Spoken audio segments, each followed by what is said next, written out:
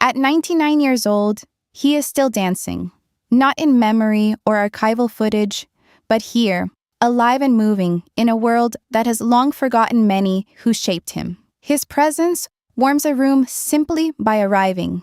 Yet the man most think they know is not the man who actually lived this life. Behind the smile that made millions feel comforted lies a complex story. A childhood of quiet distance, years of rejection, battles with addiction, and personal loss. This is the story of resilience, reinvention, and the stubborn pursuit of joy against all odds. The Invisible Childhood.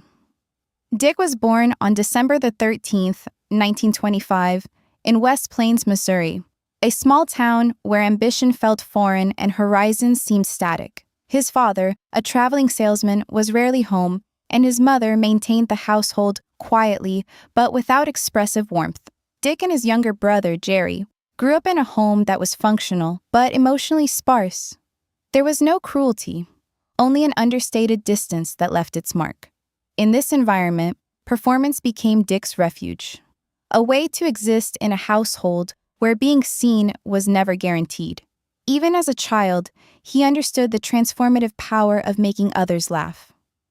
Early inspirations. From a young age, Dick idolized Stan Laurel and Oliver Hardy.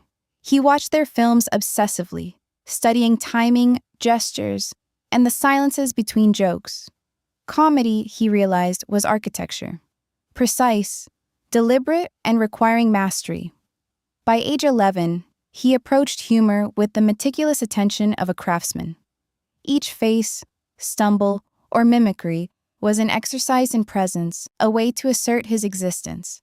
In a household lacking consistent affirmation, this skill became essential. He was performing not for applause, but to be seen. It was a revelation that would define the rest of his life. The war years. In 1944, at 18, Dick was drafted into the United States Army Air Forces during World War II.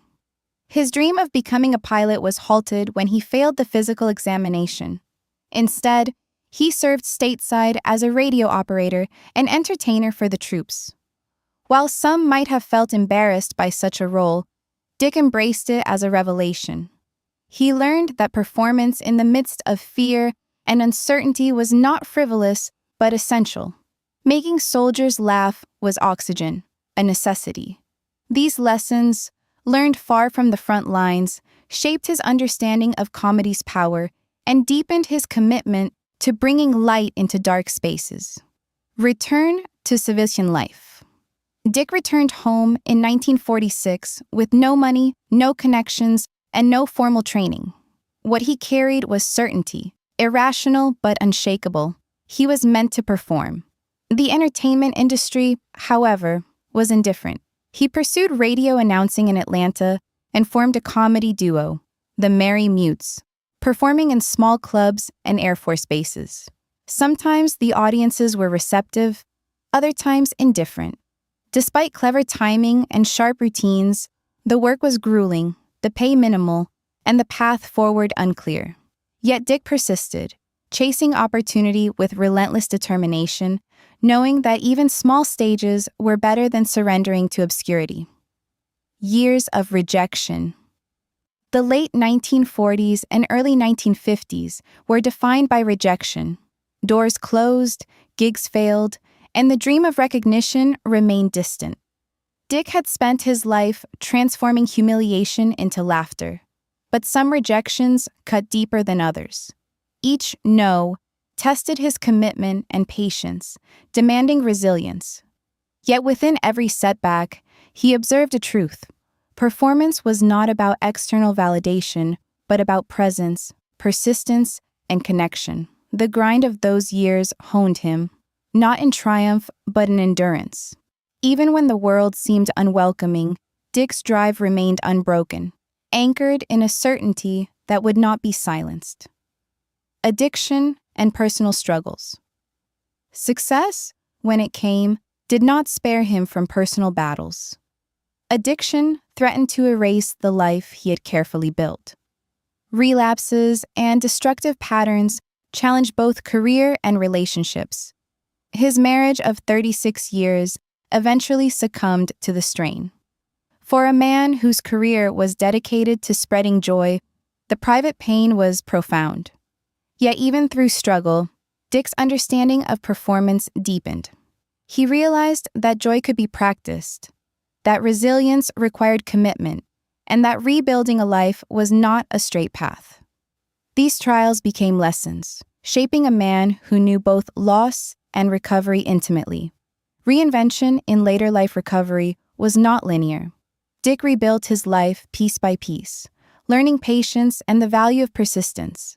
By his 80s, he had reestablished his career and personal stability. Yet one piece remained, missing. At 86, he found something he had long yearned for: completeness. The decades of effort, heartbreak, and determination culminated in a profound understanding of himself. Performance remained central, but it was now layered with wisdom and reflection. The room continued to warm when he entered, but the warmth came not just from charm, timing, or skill. It emanated from a life lived fully, with both joy and struggle acknowledged. The craft of comedy. Dick's approach to comedy was methodical, honed over decades. Every gesture, pause, and expression was deliberate. He understood instinctively that laughter was architecture. It required patience and precision. This attention to craft, coupled with empathy for his audience, distinguished him. He transformed vulnerability into humor, creating moments that resonated beyond the immediate joke. From his earliest mimicry of silent film comedians to the culmination of his later career, Dick exemplified the idea that comedy is not merely performance, but a language of connection. It was through this language that he claimed visibility, respect, and ultimately, love. The power of performance, for Dick, was never superficial. It was a lifeline, a bridge between inner life and the world outside.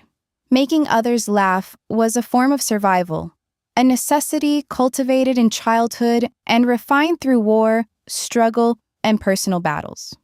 Each stage, studio, or set became a space where he could assert his existence, challenge distance, and offer joy as both gift and armor. Even in his 90s, dancing or telling a story, he embodies this philosophy, that the act of performance can be transformative, healing, and enduring, both for the performer and the audience. Legacy and presence.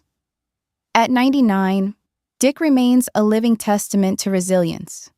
His life embodies a paradox, one of private struggle and public joy. The hardships, losses, and challenges do not diminish his achievements. They define them.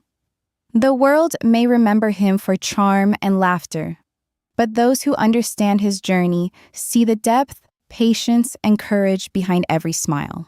In a lifetime of being overlooked, rejected, or quietly written off, he has persisted. Each movement, each laugh, each presence in a room is a declaration that joy can be practiced, that life can be rebuilt, and that the human spirit is remarkably resilient.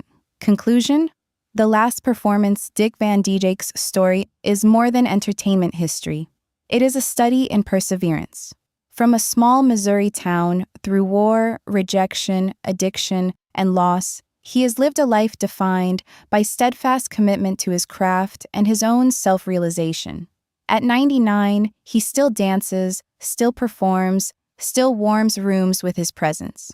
His life teaches that joy is not a reward, but a practice, and that survival and performance can coexist. Above all, Dick exemplifies a rare truth. The most powerful performances are not just seen, they are lived.